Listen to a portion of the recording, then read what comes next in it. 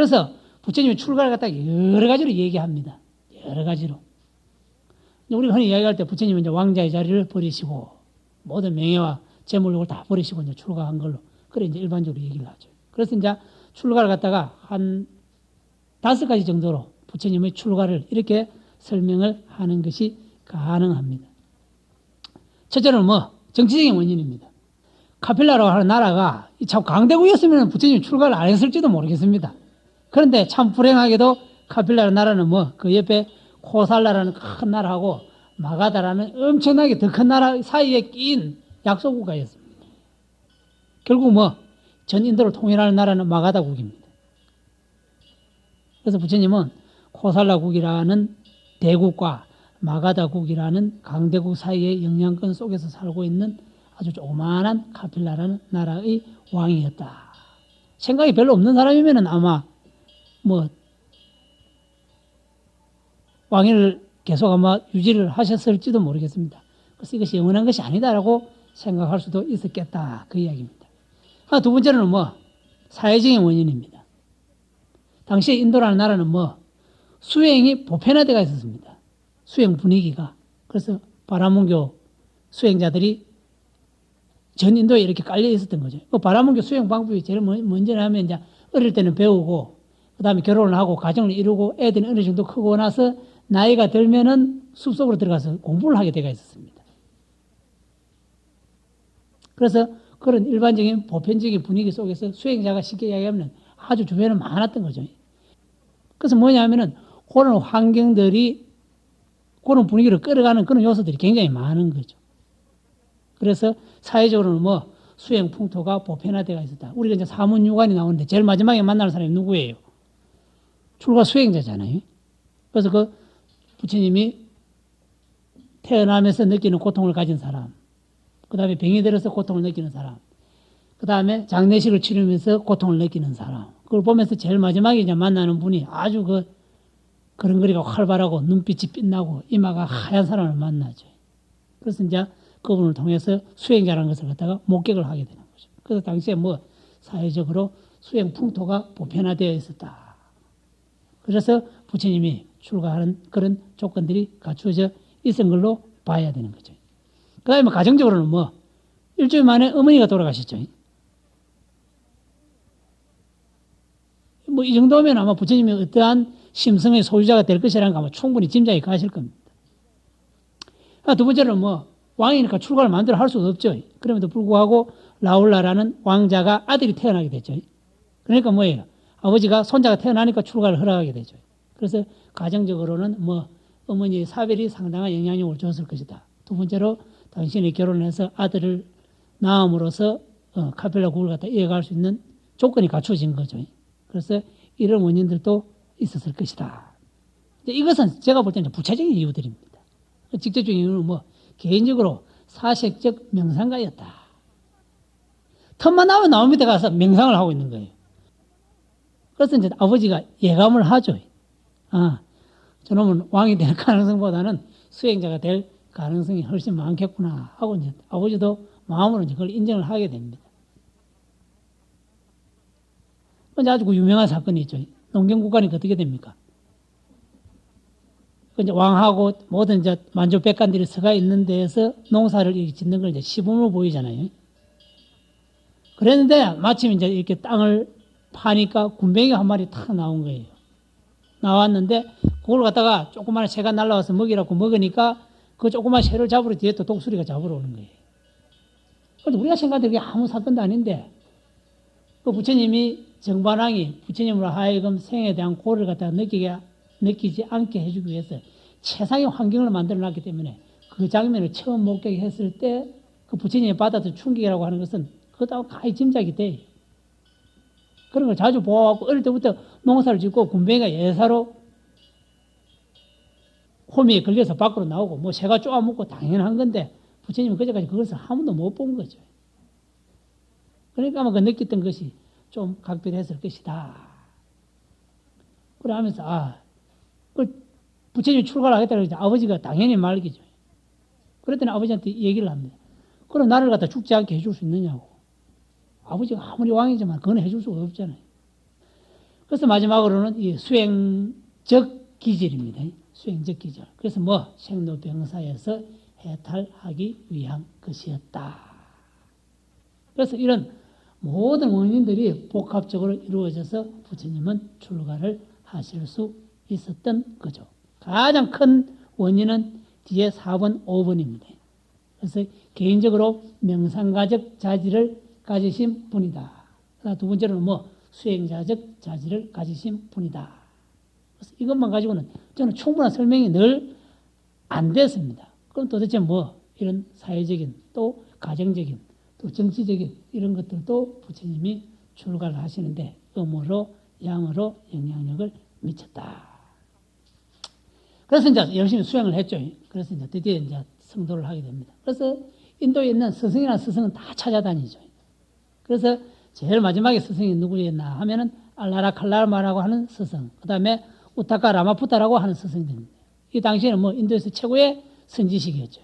그래서 이분들한테서 뭐 참선을 갖다 공부하게 됩니다. 그 다음에 뭐 그게 이제 하면서 이제 당시에 수행 풍토가 일반적으로 고행주의였습니다. 왜 고행주의를 갖다 선택했느냐? 이제 인도 사람들은 이렇게 생각했습니다. 우리 이렇게 몸이 있는데 몸 안에 영혼이 있습니다. 영혼이 있는데 그 영혼이 자유롭지 못한 것은 몸이라는 틀 안에 이렇게 가두어져 있기 때문에 그 영혼이 자유롭지 못하다. 그럼 뭐 이 몸을 갖다가 학대를 하고 약하게 만든다면은 그 몸속에 갇혀 있는 영혼이 나와서 자유로워질 것이다. 그렇게 생각했던 거죠. 그렇게 하다 보니까 뭐 고행주의 수행 방법이 보편화되어 있었습니다. 그래서 부처님도 역시 뭐 그런 분들의 수행 방법을 따라서 6년 동안 고행을 하는 거죠. 그런데 고행을 해보고 내린 결과는 뭐 고행으로서 생사해탈을 얻을 수 없다. 그런데 여기서 참 우리가 이제 간과할 수 있는 것은 부처님이었기 때문에 할 수 있는 것이 한 가지가 있습니다. 모든 사람이 옳다고 믿는 것에 대해서 그것이 설사 틀리더라도 아니다 이렇게 얘기할 수가 굉장히 힘이 들어요. 잘 못됐음에도 불구하고 따라가야 되는 거죠. 그랬는데 당시에 모든 수행자들이 고행을 하고 있는데 부처님 혼자서 고행주 이거 잘못된 수행 방법이야. 수행 방법에 대해서 혁명적인 선언을 해버린 거죠. 이것도 아무나 할 수 있는 일이 아니라. 그 이제 오비고가 같이 이제 수행을 하다 부처님 고행주를 포기하니까 오비고가 뭐라 했어요? 고타마가 타락했다. 고타마가 타락했다. 이제 우리 고타마와 같이 놀지 말자. 요즘 아들 말로 이제 완전 왕따를 당한 거지. 그런데 이제 부처님이 그 보리수 나무 밑에서 이제 명상을 하죠. 명상적 방법을 통해서 깨달음을 이제 성취하게 됐죠. 그래서 성취하고 나서 뭐 참 재밌는 것은 부처님이 성취하고 나서 우리가 깨치고 나면 일반적으로 경전을 읽어보면 굉장히 기쁘다고 나와 있거든요. 그런데 부처님이 깨치고 나서는 기쁘다는 얘기를 안 했습니다. 참 슬프다 그랬습니다. 전혀 반대의 이야기를 해요. 그런데 그 슬픈 이유가 나와 있습니다. 내가 이렇게 깨친 내용을 갖다가 이해해 줄 수 있는 사람이 아무도 없는 거예요. 이렇게 내가 훌륭한 진리를 발견했는데 이 진리를 갖다가 설명해서 알아들을 사람이 아무도 없으니까 그거 얼마나 슬프겠어요. 다이아몬드도 모두 다 비싸다고 같이 좋아하니까 그게 비싼 게 되는 거죠. 그래서 이제 부처님이 관을 이렇게 이제 하게 된 겁니다. 도대체 내 이야기를 알아들을 수 있는 누가 있는가 하고 관을 해보니까 당신의 마지막 스승이었던 알라라 칼라마하고 우타카 라마푸타는 정도의 수행 얘기라면 나의 이 깨달음의 내용을 이해할 수 있겠다 하고 이제 당신이 판단을 했습니다. 그래 보니까 두 분은 이미 돌아가시고 없는 거예요. 야, 이걸 또 누구한테 설명하지? 그때는 보니까 당신하고 같이 수행하던 오비구가 이제 생각이 났습니다. 오비구 정도면은 이 이야기를 알아들을 수 있겠다 하고 이제 오비구를 찾아가요. 부처님이 찾아가서 당신 법을 설하는 경우가 경전 안에 몇 번 안 나옵니다. 나머지는 다 부처님한테 와서 듣는 거예요. 다 듣는 건데 당신이 당신 발로 찾아간 것이 몇 번 있는데 그 중에 하나가 오비구한테는 당신 발로 직접 찾아가요. 이게 굉장히 중요한 사건이에요. 이게 그냥 예사를 지나칠 수 있는 게 아니에요. 그게 뭐예요? 우리가 초전설법이라고 그러잖아요. 그래 갔더니 오비구가 저 타락한 놈이 온다. 저놈 가까이 오고 인사하지 말자 그래. 그런데 부처님이 가까이 오니까 뭐 자기도 모르게 일어나서 벌떡 일어나서 절을 하죠. 그러면서 부처님이 오비구한테 당신이 깨달은 내용을 최초로 설명을 합니다. 그런데 오비 중에 하나가 그 콘탄냐라는 비구가 있었습니다. 그 다음에 이제 한문을 옮기면 교진녀죠. 교진녀가 가장 먼저 부처님의 말씀을 알아듣고 깨쳐버리는 거죠. 그런데 콘탄냐가 좋아하는 것이 아니라 부처님이 더 좋아해요. 경전에 그대로 나와요. 콘탄냐가 깨달았다 느낌표. 콘탄냐가 깨달았다 느낌표. 교진녀가 깨달았다. 교진녀가 깨달았다. 부처님이 더 좋아하는 거예요. 왜? 나의 깨달음의 내용을 이해할 수 있는 사람이 한 사람 생겼으니까. 그 이해되죠? 그래서 정작 깨친 교진녀보다 부처님이 더 좋아하는 거예요. 그래서 차츰차츰 오비구가 이제 깨달음을 얻게 되는데, 거기에서 뭐, 최초로 이제 우리 교단이 성립되는 거죠. 왜? 부처님이라는 성인이 한 분이 생겼고, 부처님의 성인을 따르는 성가가 생긴 거죠. 그 다음에 부처님이 뭐예요? 사제, 그 다음에 팔정도, 12연기를 통해서 법을 설했죠. 그러니까 뭐예요? 불, 법, 성, 삼보가 생긴 겁니다. 그래서 뭐, 최초의 교단이 형성되는 거죠. 엄청난 사건이에요. 단 6명으로 불교가 시작한 거예요. 오늘날 세계에 수억의 이제 불교 신도를 거느리고 있는데, 이것도 뭐, 처음에는 6명으로부터 시작된 것이다. 그 다음에 이제 두 번째로 이제 부처님이 교환할 사람이 누구냐 하면 상가섭이에요. 이 상가섭도 뭐, 부처님이 직접 찾아가서 법을 설하는 분 중에 한 분이에요. 상가섭이 이제 누구냐 하면은, 어떤 상가섭하고, 이제 부처님 상수 제자가 누가 있어요? 마가섭이 있죠.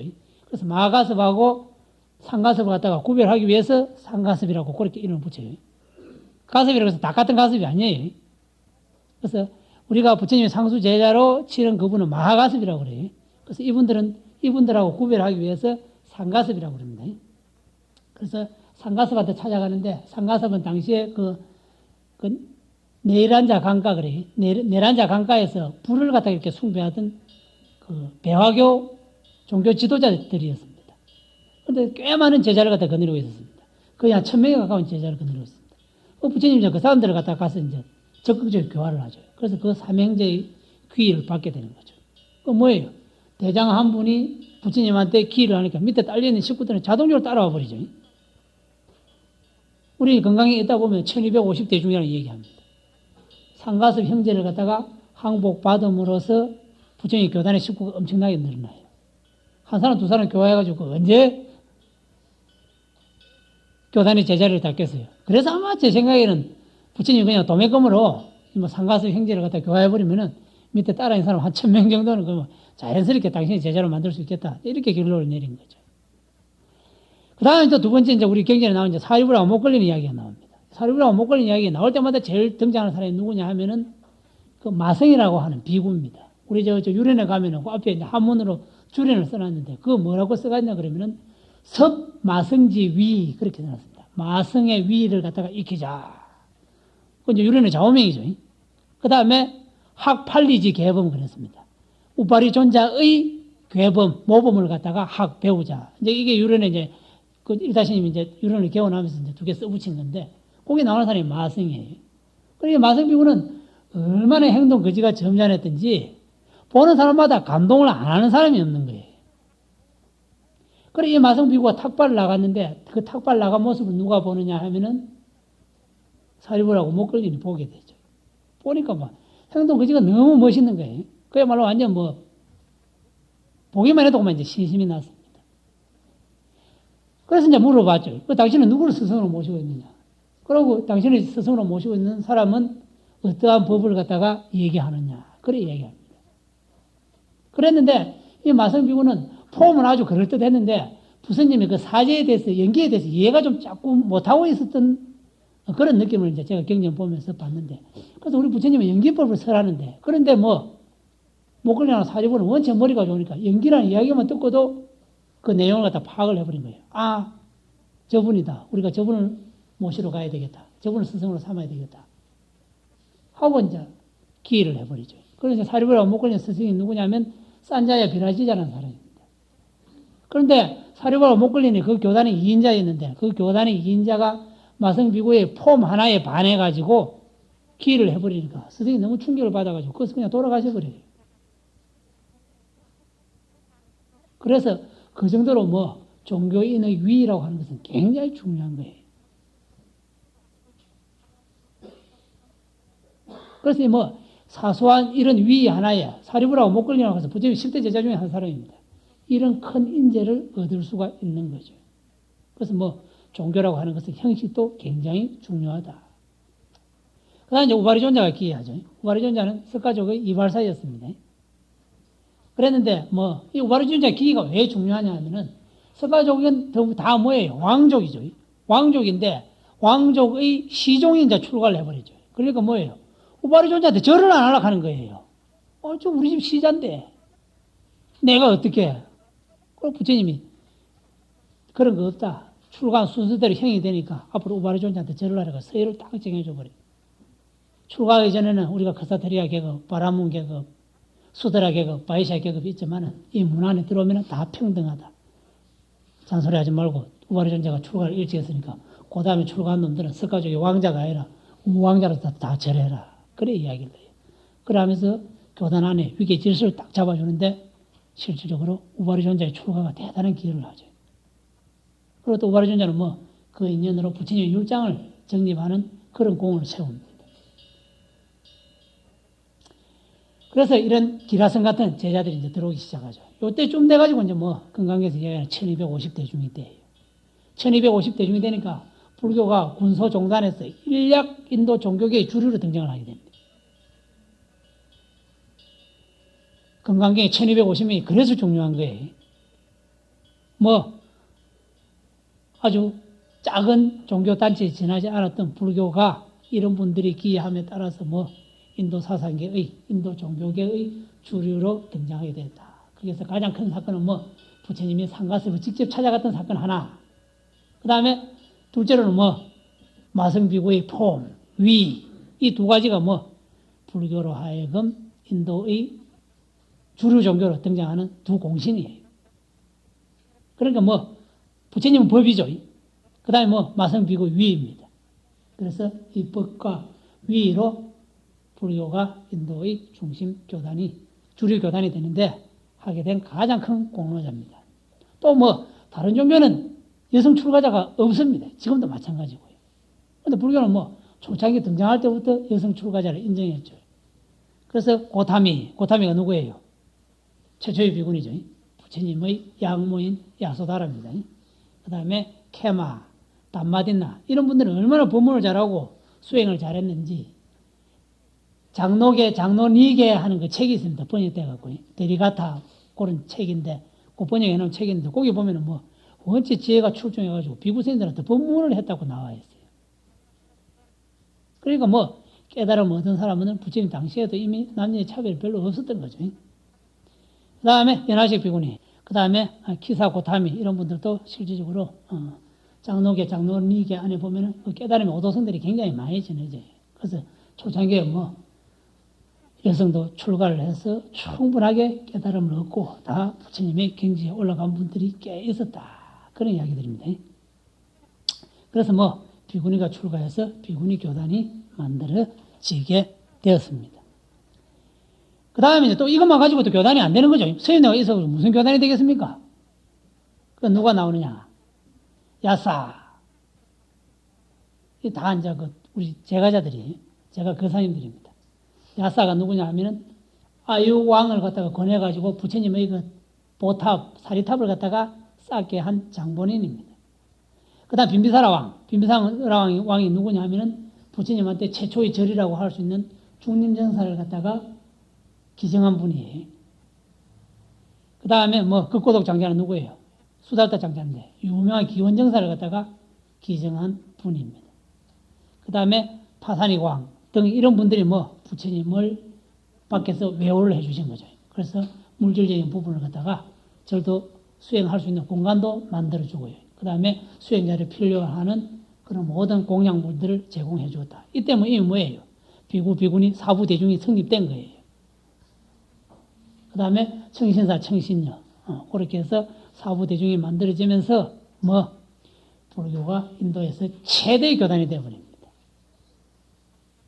그래서 불교는 스님들만 꾸려갈 수 있는 것도 아니고 또 더더욱더 제가자만 꾸려갈 수 있는 것도 아니고 그래서 항상 사부 대중이 이렇게 모여서 만들어가야 정상적인 종교교단으로서 역할을 할 수 있다는 것이 부처님 당시부터 우리가 알 수 있는 일입니다. 누구든지 유언은 뭐예요? 가능한 한 존중해 주죠. 왜? 유언하면서 아마 모르겠어요. 이불로 유언하는 경우가 아닌 다음에는 거의 정말 당신이 하고 싶은 얘기만 하죠. 그래서 부처님 유언이 중요한 겁니다. 부처님이 돌아가시면서 40년 동안 이제 설법을 하시면서 다녔는데 돌아가시면서 이제 한 말입니다. 이거는 뭐예요? 아주 의미 있는 말이겠죠. 정말 당신이 마지막으로 제자들에게 당부해 주고 싶은 말씀이었을 겁니다. 이걸 갖다 우리가 부처님 유언이라고 그래요. 제일 중요한 건 뭐예요? 자등명이에요. 자등명. 자기를 등불로 삼아라. 아이고 참. 우리 이제 해사 스님 누구를 봤더니 영 신심 안 나네. 이게 뭐예요? 그 스님이 불교를 대표하는 건 아니에요. 그래서 부처님은 이런 일이 있을 줄 알고 미리 스스로를 등불로 삼아라고 그랬습니다. 스스로를. 남을 욕하면 뭐예요? 결국 자기 허물을 얘기하는 것밖에 안 되죠. 내가 어느 사람을 갖다 나쁜 사람을 비난하면 어떻게 됩니까? 비난하면 그 사람은 더 나쁜 사람이죠. 또 뭐예요? 하늘이 침뱉겨요. 절대 인격자는 수행이 된 사람은 남의 허물을 얘기하지 않습니다. 그래서 부처님은 자등명. 자기를 등불로 삼아라. 두 번째로 한 이야기가 법등명입니다. 법을 등불로 삼아라. 진리를 등불로 삼아라. 그 말입니다. 자기를 등불로 삼아서 밝혀라. 스스로를 밝혀라. 그 말이겠죠. 법을 등불로 삼아서 스스로를 밝혀라. 그래서 법에 의지할지언정 사람에 의지하지는 말아라. 자기를 의지할지언정 남을 의지하지는 말아라. 그걸 갖다가 한문으로 번역을 하면서 자등명, 법등명 그렇게 번역했습니다. 또 부처님이 제자가 이제 그렇게 질문하죠. 스님 돌아가시고 나면 도대체 누구를 스승으로 삼아야 됩니까? 개로서 스승을 삼아라. 그랬습니다. 개로서 스승을 삼아라. 그 다음에 제일 마지막에 또 유명한 얘기를 합니다. 방해를 하지 말아라. 게으르지 말아라. 그 말입니다. 모든 것은 변해가니 게으르지 말아라. 모든 것은 무상하니 뭐예요? 공부 좀 하려고 보니까 그만 나이가 좀 들어붙어. 철들자 한갑이라는 말 하죠. 그 모든 것은 변해가니까 방해하지 말아라. 게으르지 말아라. 이런 유언을 남기시죠. 그래서 부처님의 마지막 유언이 스스로를 등불로 삼으십시오. 그리고 법을 등불로 삼으십시오. 그 다음에 절대 게으르지 말고 스스로 자기가 자기를 챙겨서 열심히 공부해 주는 것이 오늘날 부처님을 우리 곁으로 모셔오는 겁니다. 아주 이런 얘기를 하죠. 육조 스님이 돌아가시면서 이런 얘기를 합니다. 내하고 같이 있다고 해서 게으른 놈은 내하고 같이 있는 것이 아니다.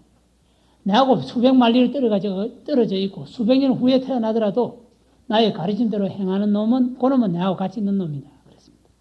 그래서 우리가 부처님을 2500년 전에 이미 보냈고 또 거리로서 인도에서 우리나라까지 수만 걸리 떨어져 있지만은 부처님의 법을 갖다가 나의 것으로 만들고 부처님의 가르침대로 실천하는 제자가 된다면 지금 부처님하고 같이 살고 있는 거하고 똑같은 거죠. 그래서 부처님을 지금 이 시대로 모셔오는 것은 부처님의 역할이 아니라 바로 우리의 역할입니다. 그래서 부처님이 오늘날 이 땅에 다시 살아날 수 있도록 부처님의 진리를 갖다가 다시 살리는 것이 우리 제자된 도리입니다. 그래서 우리가 이 강좌를 통해서 오늘날 부처님을 갖다가 어떻게 우리 앞에 다시 나타나게 할 수 있을 것인가, 그걸 이렇게 다시 새롭게 다짐하는 그런 시간이 되었으면 좋겠습니다. 예, 고맙습니다. 성불하십시오.